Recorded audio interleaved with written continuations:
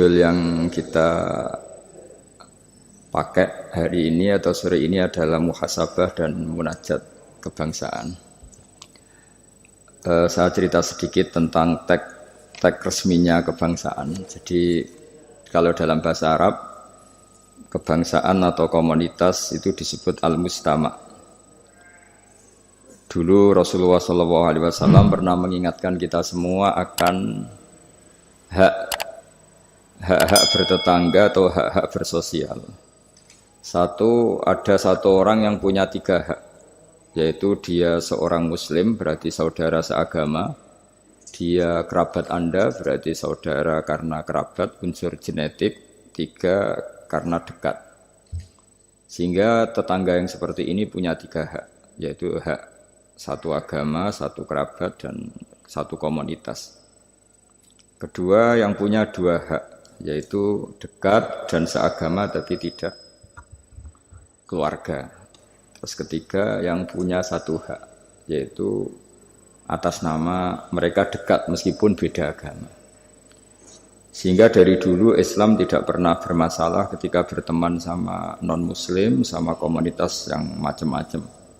Karena ketika kita bertetangga, siapapun dia itu punya 1 hak untuk kita berbuat baik sebagai atas nama tetangga, disebut hakul jar.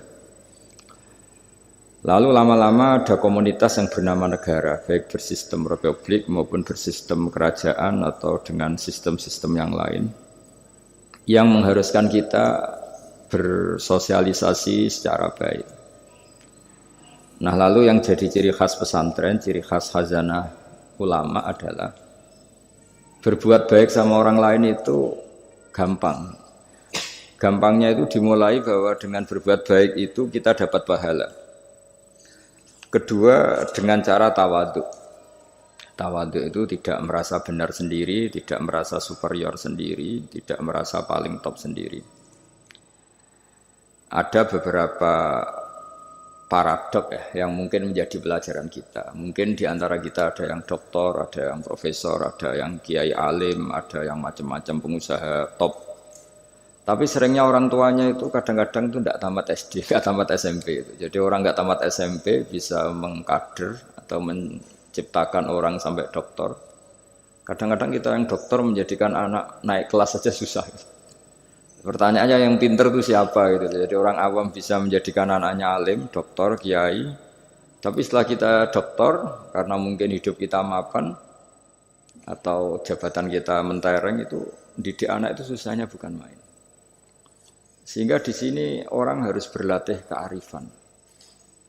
Dulu mungkin ketika kita kecil, karena dengan segala keterbatasan keluarga kita, juga komunitas kita, atau zaman kita itu yang menggerakkan kehidupan itu kearifan. Sehingga orang itu bawaannya sudah bijak, mengalami apa saja bijak. Misalnya enggak punya uang ya tetap punya harapan. Tapi kalau sekarang enggak, belum sudah ditabungkan, diasuransikan, sehingga orang itu kepercayaannya sama materi itu luar biasa, bergantung sama materi.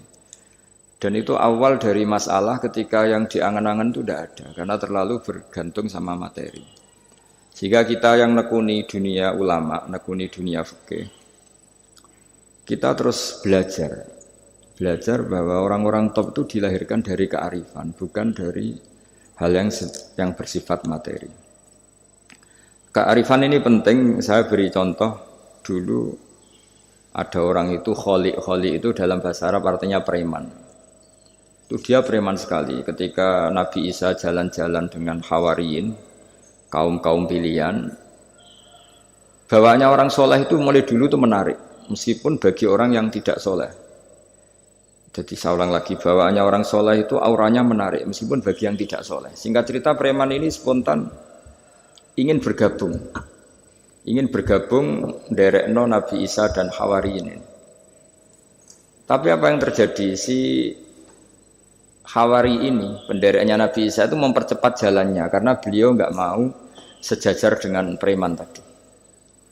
Si preman melambatkan jalannya karena nggak ingin setara atau segaris dengan yang Hawari, karena merasa tidak soleh. Masa orang tidak soleh kok jalan bersama orang soleh?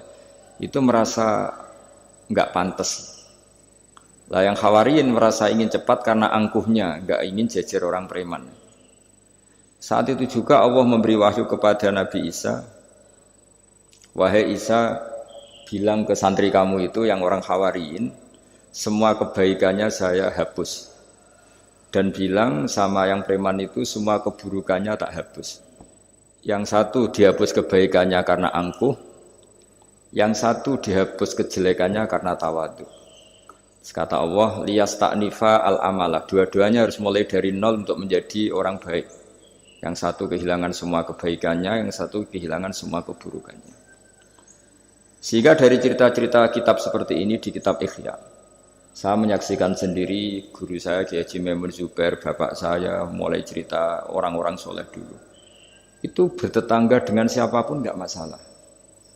Karena ada orang yang sedang fasik, sedang preman, sedang itu dibahasakan sedang. Sedang itu enggak ada jaminan kalau berakhir dengan seperti itu. Jadi bagian dari kearifan kiai-kiai berbangsa dan bernegara karena tidak pernah menstigmasi bahwa orang lain itu lebih buruk ketimbang kita. Sehingga ya kita nyaman saja. Nyaman berteman siapa saja karena kita tidak pernah punya perasaan lebih baik. Nah, di sini kenapa para kiai itu fleksibel berteman berbagai kelompok karena tidak pernah merasa lebih baik. Atau dalam bahasa terkenalnya disebut tawadhu. Jadi ketika orang merasa lebih baik maka akan ada keangkuhan. Keangkuhan ini melahirkan sentimen. Sentimen ini lama-lama menjadikan sosial yang enggak sehat, bisa chaos. Nah dari pelajaran itu akhirnya kita cara bernegara, kita cara bersosialisasi itu ya nyaman-nyaman saja. Karena Allah Ta'ala itu membuat status sebenarnya itu di akhir. Disebut husnul khotimah atau su'ul khotimah. Jadi banyak dicerita orang-orang dulu, orang yang nyantri dari awal niat nyantri, enggak jadi wali.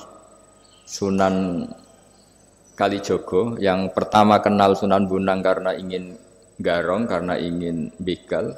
Dalam cerita-cerita yang legendaris itu justru jadi santrinya dan jadi wali. Jadi perkenalan yang awalnya tidak baik berakhir dengan baik. Kadang-kadang perkenalan yang baik berakhir dengan kroni, dengan macam-macam yang tidak baik. Nah, dari sekian peristiwa itu akhirnya para ulama menyimpulkan bahwa hanya biyadihi al-amru, hanya Allah yang bisa mengendalikan semua urusan. Sampai-sampai Nabi misalnya dikurang berkenan sama namanya Wahsy, karena Wahsy itu pembunuh Sayyid Hamzah, paman yang paling dicintai Rasulullah. Itu mangkelnya Nabi sebagai manusia itu yang mangkel betul. Tapi sama Allah justru Wahsy ini dikasih hidayat. Kemudian menjadi Islam dan Islamnya baik sekali. Dan dulu ada sahabat namanya Sa'labah, itu pecinta masjid, sering ibadah. Tapi karena mungkin saking overnya atau gimana, dia trauma jadi orang soleh, malah jadi orang nggak benar. Cerita-cerita seperti ini tuh memang nggak bisa digeneralisir, nggak bisa digeneralisir untuk curiga sama orang-orang soleh. Tapi saya pastikan cerita seperti ini tuh melahirkan kearifan bahwa manusia itu akan selalu dalam tanda petik ketakutan, dalam kekhawatiran bahwa mereka tidak bisa mengakhiri hidupnya dengan baik. Sehingga di sini melahirkan kearifan, dan dari kearifan itu kita bernegara itu akan baik, karena kita tidak mungkin menstigmasi kelompok lain itu sangat buruk atau sangat bahaya atau ancaman, karena kita sama-sama punya kearifan untuk berkawan bersosialisasi.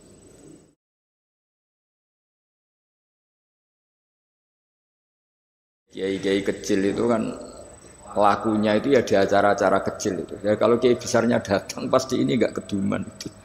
Jadi acara manakipan kok kiai besar datang, wong jadi lakon itu benda ada acara gitu saja kok yang besar datang pasti jadi tidak laku itu.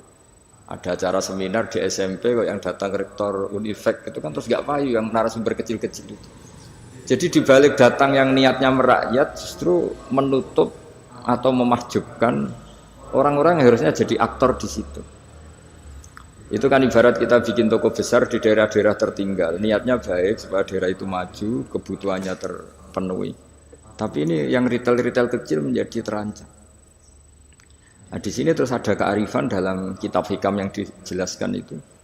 Manusia itu siapa? Manusia itu orang yang saat baik saja itu ada jeleknya, apalagi saat jelek. Dulu bapak saya sering guyon itu. Kalau ada imam masjid istiqomah jadi imam terus. Sampai tua jadi imam tuh. Kan seringnya dipuji istiqomah. Tapi kata bapak saya itu, ya gara-gara dia ini istiqomah itu tidak ada kader. Sampai orang lain frustasi jadi imam.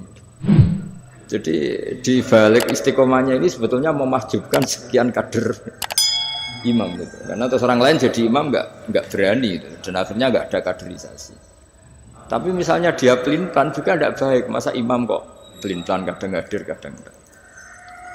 Orang yang terlalu mencintai istri juga gitu. Kalau terlalu harmonis pasti ibunya terancam, saudara-saudara keluarganya terancam, sehingga hubungan sosialnya dengan keluarganya kurang baik. Begitu juga dengan teman-temannya. Tapi kalau agama menyarankan dengan istri tidak mesra juga keliru. Masa menyarankan begitu? Tapi kalau terlalu mesra pasti hak-haknya yang lain terganggu. Nah ini yang disebut muhasabah. Muhasabah itu kata kitab hikam, kita harus mengevaluasi bahkan dalam hal-hal yang tadi, yang baik.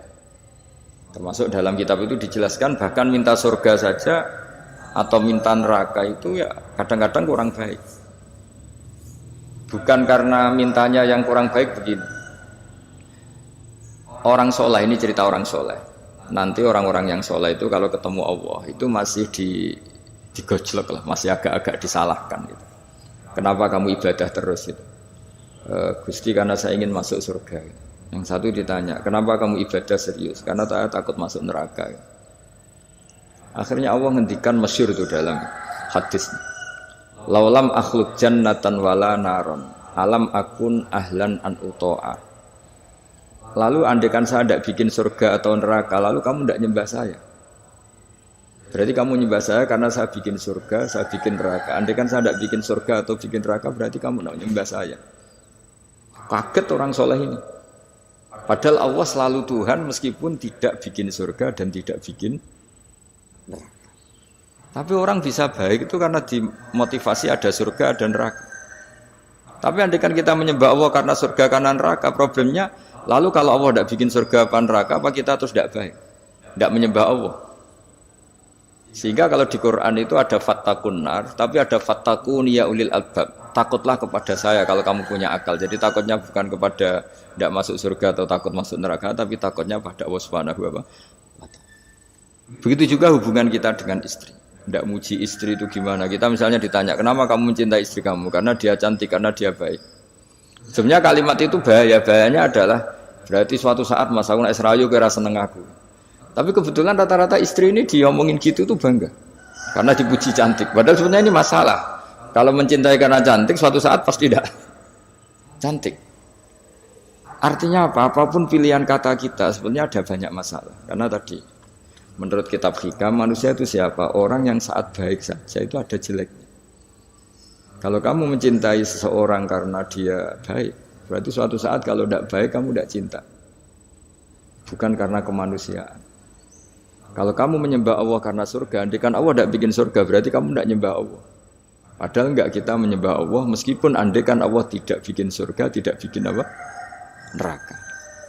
Nah, evaluasi-evaluasi seperti ini itu dibutuhkan muhasabah karena kita bernegara sampai sebaik ini itu barokahnya ilmu, barokahnya tawadhu. Tawadhu itu tidak pernah menvonis bahwa kelompok lain atau orang lain itu lebih baik ketimbang kita. Saya punya contoh. Saya punya santri, banyaklah cerita-cerita seperti ini yang tidak pati alim. Barokahnya ndak alim itu hidup di daerah-daerah tertinggal. Begitu juga di kampus lah. Gara-gara dia tidak kumplot mungkin atau mahasiswa biasa mungkin hidup di daerah-daerah tertinggal. Barokahnya apa? Karena hidup di daerah tertinggal. Semuanya dia itu pionir, heroik. Bikin masjid sendiri, nyari-nyari tanah sendiri. Ya sudah, akhirnya dia pendiri masjid. Begitu juga anak-anak mahasiswa yang di kampung-kampung tertinggal, mungkin dia mengadakan pipanisasi dari gunung atau apalah bantu masyarakat yang semuanya dia serba pionir.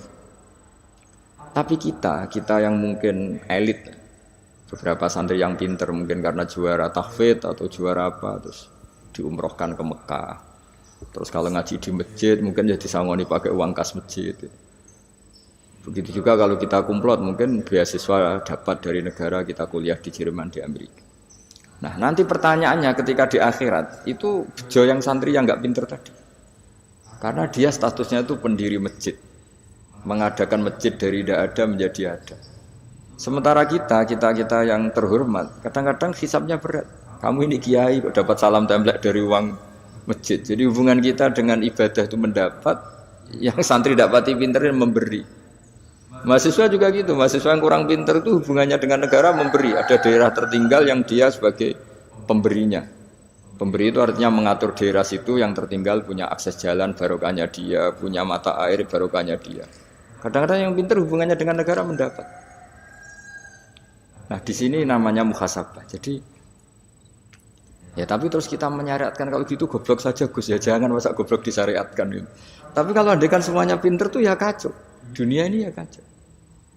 Karena hubungannya pasti inginnya mendapat, bukan memberi. Nah, barokahnya hal-hal seperti ini alhamdulillah di Indonesia TV-TV itu juga sering memberi penghormatan kepada orang-orang yang pionir di daerah-daerah tertinggal.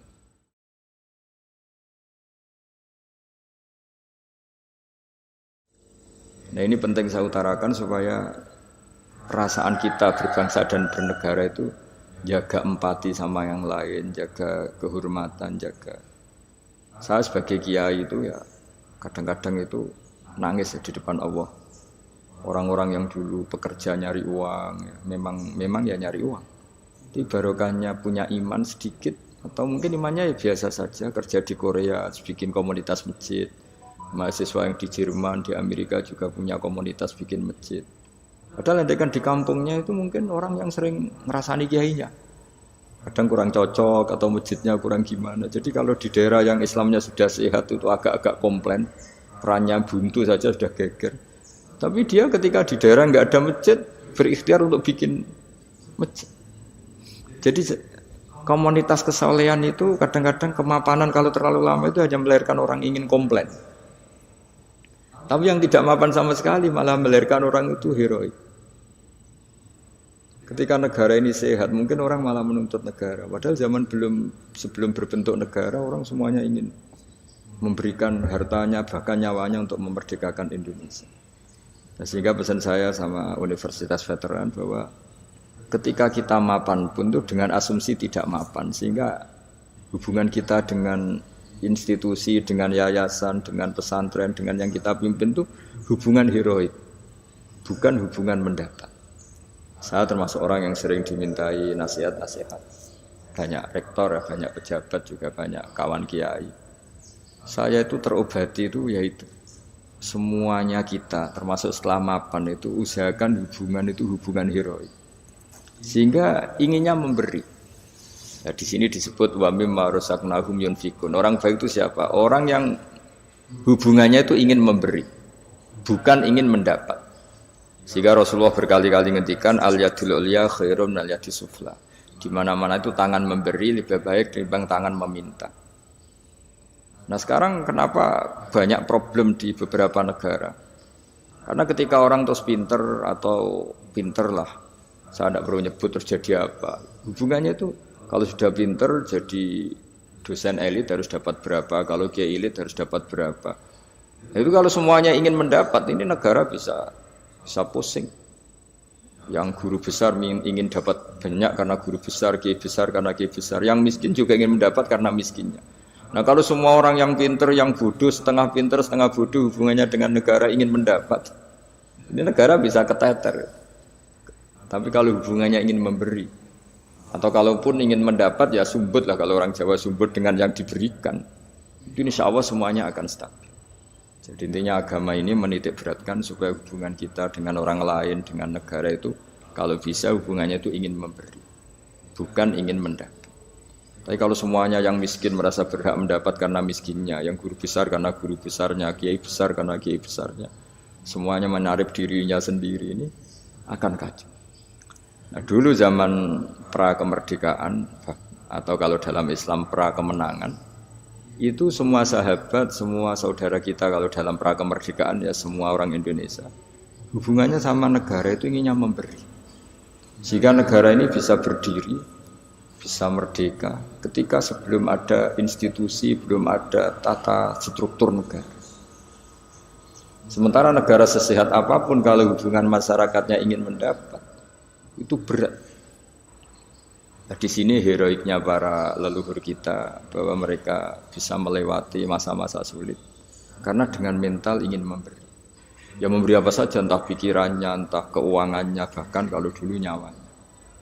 Jadi ini yang saya titik beratkan. Sebelum saya tutup, saya ingin cerita ya tentang saya jelaskan. Jadi dulu perasaannya orang, meskipun sesoleh apapun, sebaik apapun perasaannya itu ada saja salahnya. Sehingga kalau dalam makalah paling terkenal yang didawuhkan Rabi Adawiyah itu wastighfaruna yahtaju ilal istighfar. Sudah minta maaf sama Allah saja. Sebetulnya dalam minta maaf ini juga butuh istighfar lagi. Karena orang minta maaf itu kadang-kadang ya ingin mendapat yang lebih. Ada orang punya utang gitu, tanggungan sama istrinya karena sering masalah itu. Itu minta maaf itu ya supaya bisa utang lagi. Jadi gayanya minta maaf tapi supaya bisa utang lagi. Mungkin kita kalau punya utang sama orang lain, gayanya minta maaf tapi supaya punya akses utang lagi. Itu namanya minta maaf tapi ada masalah. Nah jangan-jangan istighfar kita sama Allah juga gitu. Istighfar sama Allah tapi minta dimaklumi kalau salah lagi. Nah di sini karena masih ada tercampur mental seperti ini, kata Rabi Adawiyah wastighfaruna yahtaju ilal istighfar. Ketika kita istighfar itu masih butuh istighfar yang lain. Nah dalam kebaikan juga gitu. Ketika kita baik jadi orang soleh, ternyata bawaan kita ingin dihormati. Dulu sebelum kita soleh itu ya kalau di majelis di belakang nggak tersinggung, nggak diperlakukan khusus, nggak tersinggung. Tapi setelah kita soleh, setelah kita kiai, setelah kita dosen, setelah kita rektor, kalau nggak duduk di depan tuh kayak nggak diregani. Itu ya termasuk mental-mental yang kurang baik kalau dalam ilmu tasawuf. Justru setelah kita terpelajar, malah permintaannya aneh-aneh. Padahal agama ini hanya mengajarkan wa ma umiru illa liya'budu wa mukhlishina lahuddin. Agama ini hanya mengajarkan kalau ingin jadi orang soleh yang ikhlas. Kalau ingin jadi dosen, dosen yang ikhlas. Kalau ingin jadi guru, ya guru yang ikhlas. Karena biaya ndak ikhlas itu mahal sekali. Dan kalau sudah mahal sekali ini negara bisa jebol, sistem sosial bisa jebol. Jadi ini hal-hal yang khas kiai karena kalau yang kajian kampus saya yakin Pak Rektor, Pak Wakil Rektor dan Pak Ketua Yayasan lebih tahu, anak-anak mahasiswa lebih tahu. Saya kalau ngaji di kampus memang kan cerita khas pesantren karena justru ini saling melengkapi. Saya tidak berubah basi bicara ilmu khas mereka karena mereka lebih tahu.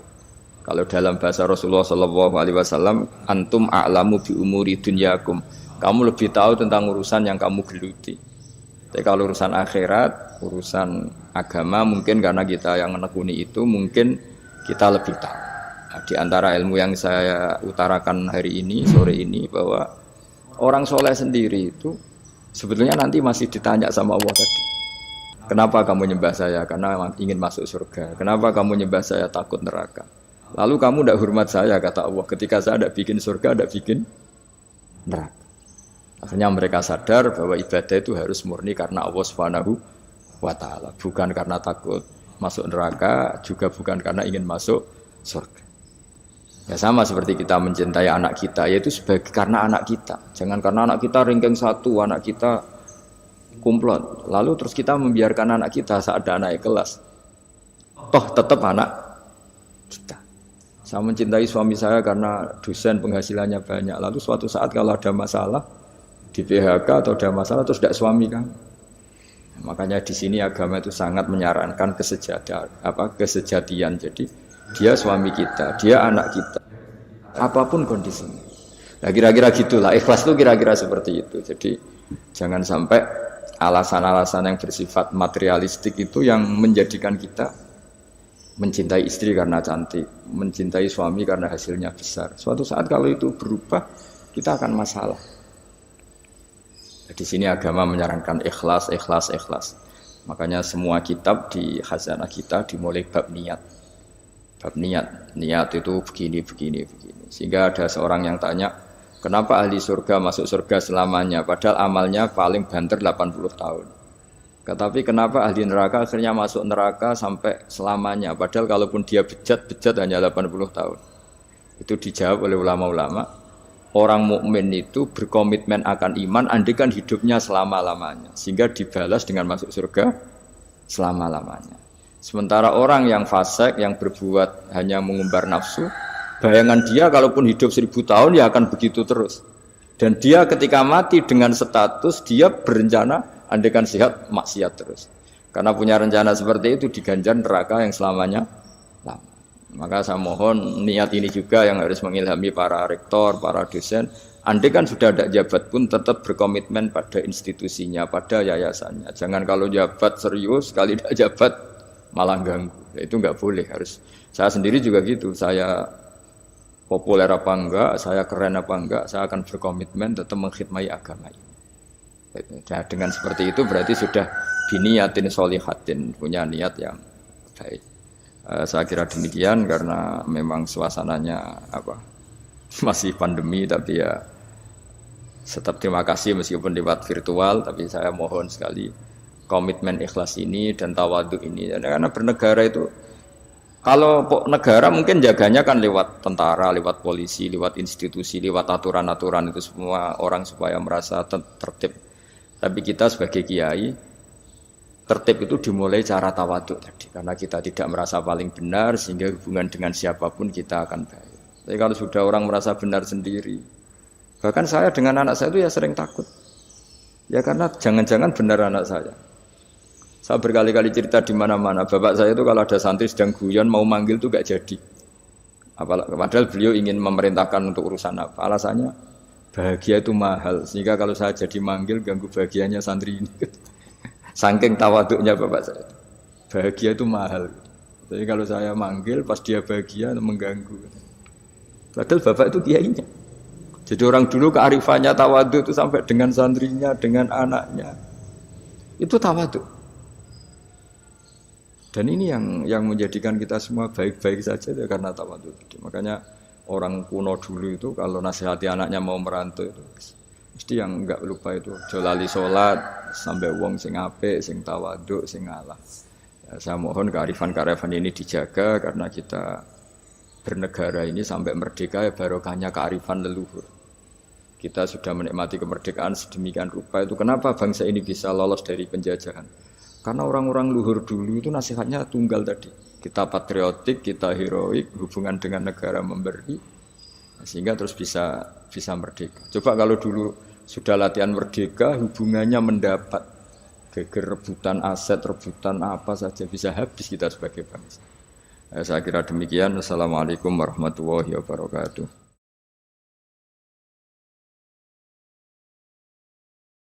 Nabi yang paling terkenal diuji itu namanya Nabi Ayub.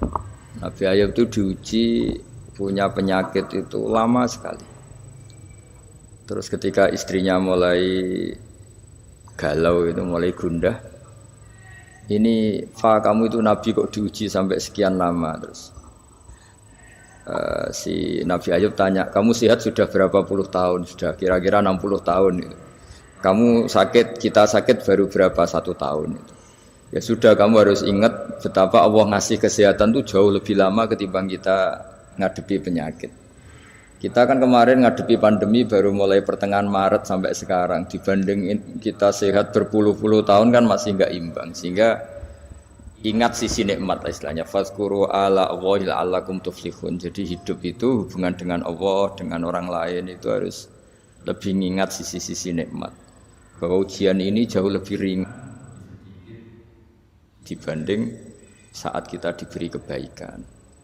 Jadi sehingga enggak perlu cemas. Ya sudahlah kita berikhtiar untuk menghadapi Covid ini, tapi enggak perlu cemas karena sebetulnya nikmat yang dikasih Allah itu jauh lebih besar gitu.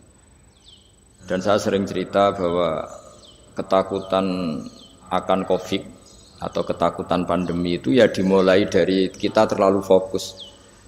Andai kan kita peneliti geologi atau peneliti alam ini mungkin takutnya likuifaksi mungkin kalau peneliti sosial takutnya Indonesia itu chaos, mungkin kalau peneliti apa gitu ya, mungkin peneliti udara atau peneliti polusi takutnya itu polusi. Jadi ketakutan akan di antara manusia itu kan memang khasnya itu walanabluwannakum bisyai'im minal khaufi wal ju'. Di antara khasnya manusia itu memang punya rasa takut. Dan rasa takut ini sesuai spesialisasi masing-masing. Kalau dokter ya takutnya hal-hal seperti itu, takut COVID, takut pandemi, takut ini itu. Mungkin kalau pakar sosial takutnya kalau Indonesia ini chaos, saling ancam, saling menikam gitu. Nanti takutnya orang ekonomi Indonesia ini kalau sampai mengalami kebangkrutan dan sebagainya. Tapi apapun itu kita yakin bahwa mulai dulu ada masalah dan kita selalu bisa melewati dengan baik. Satu ya karena tawakal, dua karena ikhtiar-ikhtiar yang secukupnya untuk menghadapi pandemi ini. Ya kira-kira seperti itulah untuk menghadapi supaya kita imannya tetap stabil karena hubungan Allah dengan kita jauh lebih banyak memberi nikmat ketimbang ujian-ujian, ada ujian kayak pandemi itu. Dengan demikian sesuai anjuran Allah fazkuru ala Allah. Jadi orang itu disuruh ingat sisi-sisi pemberian Allah, bukan sering ingat sisi-sisi ujian Allah Subhanahu wa taala.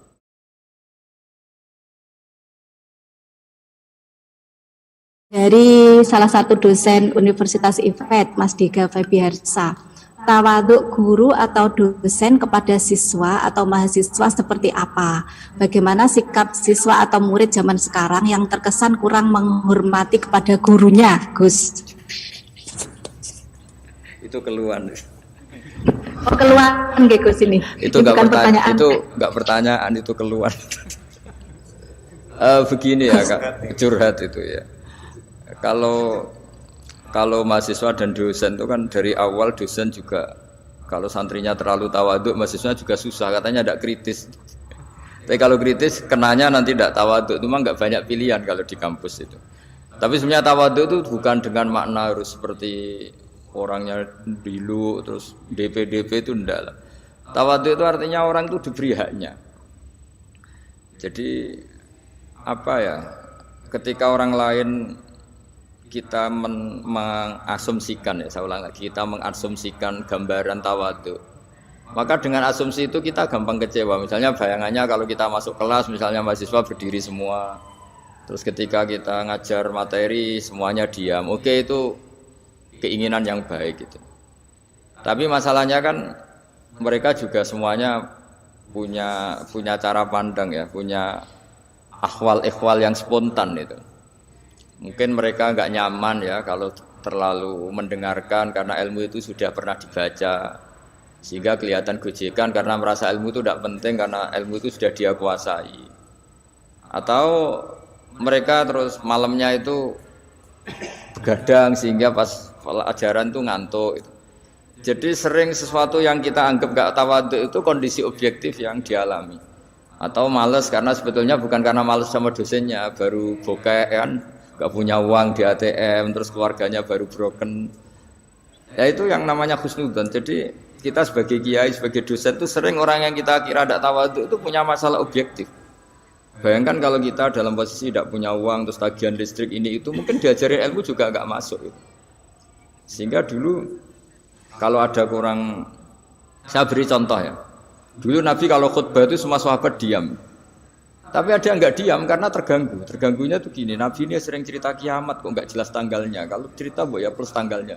Jika dia tuh ya nggak nyaman itu. Lama-lama dia agak kuat tanya, ya Rasulullah, kalau kiamat itu dahsyat, lalu kiamat itu kapan? Semua sahabat menyalahkan dia karena dianggap nggak sopan karena memotong khutbah Nabi. Tapi lama-lama Nabi maklumi, orang itu memang kalau tersiksa ya memang nggak nyaman itu. Ada yang ganjel itu, akhirnya ya tanya. Jadi saya mohon dari si dosen sendiri itu ya memaklumi sekian perilaku mahasiswa. Jangan-jangan itu hal objektif saja, ada hubungannya dengan kurang senang sama dosen tadi. Tapi memang murni ada hal yang objektif. Dia galau karena tidak punya uang, dia ngantuk karena malamnya begadang. Memang itu tetap kesalahan ya. Tapi sebetulnya hubungannya itu hal objektif, bukan karena nggak simpati sama dosen. Nah, kadang-kadang dosennya memperkeruh keadaan dengan menuduh kamu tidak suka saya, jika pas pelajaran saya begini, itu malah runyam kalau seperti itu. Jadi ya yang happy sajalah, yang husnudzon. Tapi tentu mahasiswa, santri dan semuanya yang lebih muda, di antara aturan Islam memang laisa minna malam yarham shaghirona wa yuwaqqir haqqa kabirina. Di antara ajaran Nabi adalah yang kuat, yang sepuh, yang lebih keren, sayang sama yang di bawahnya. Yang kalah sepuh atau kalah ilmu, hormat sama atasannya. Itu aturan-aturan hukum. Tapi kadang-kadang kan yang terjadi itu sebetulnya bukan ingin melawan sebenarnya, tapi ada kondisi objektif tadi. Ada ya kayak tadi kita ngaji ilmu yang luar biasa, tapi mustame' pendengar ini sedang banyak masalah. Tentu bawaannya itu ya kayak nggak dengerin itu. Tapi bukan karena nggak seneng kita, karena memang mereka punya masalah objektif tadi. Mungkin ada tagihan, ada problem. Nah ini disebut di antara kewajiban orang mukmin adalah ayyahmila akhahu ala ahsanil ahwal. Dia membayangkan bahwa yang sikap dia itu sudah sikap terbaik sesuai kondisi yang dihadapi. Jadi intinya lagi-lagi kita sendiri butuh tawadhu untuk tidak menstigmasi bahwa orang itu sentimen dengan kita. Ya, saya kira demikian itu untuk Pak dosen tadi. Kalau itu nama berarti ada orang namanya Mahdi yang datang di akhir zaman. Padahal faktanya nanti yang datang itu orang bernama Muhammad, bapaknya adalah namanya sama dengan bapaknya Nabi. Iwafiku ismuhu ismi wa abuhu abi. Jadi namanya itu sama dengan nama Nabi dan bapaknya sama dengan nama bapaknya. Sehingga Mahdi di sini bisa saja artinya itu orang yang dapat petunjuk yang datang di akhir zaman. Nah, kalau sampai tanya iman, ya kita iman, tapi tidak seketat atau sewajib iman wajibnya sholat, wajibnya puasa. Jadi sama-sama berstatus wajib iman itu ya ada kelasnya ya, ada kelasmennya. Jadi kalau sesuatu itu mujma' alaih atau mutawatir itu tingkat kewajibannya itu ekstrim gitu. Tapi kalau dari riwayat yang di bawah itu ya sama-sama masih wajib, tapi ya wajib-wajib yang jauh di bawah itu. Ya intinya proporsional lah. Jangan lalu hidupnya Anda dihabiskan untuk membayangkan nanti Mahdi itu wajahnya kayak apa, terus cara perangnya kayak apa. Lama-lama kamu filmkan itu malah enggak karu-karuan tuh kalau khayalnya sudah ya sekedar iman, tapi tidak seiman kalau kita wajib membenarkan Rasulullah Muhammad SAW dengan segala apa yang dawuh beliau, yang sampainya kita lewat thariqut tawatur dengan cara yang sangat masyhur, sangat terkenal dan diijma'i ulama. Nah, yang kelas-kelas seperti ini yang imannya itu harus benar-benar ketat. Jadi kalau riwayatnya itu mutawatir yang di bawah itu atau masyhur atau apalagi ahadi yang meriwayatkan hanya personal rawi tidak konsensus, itu tingkat imannya di bawah itu.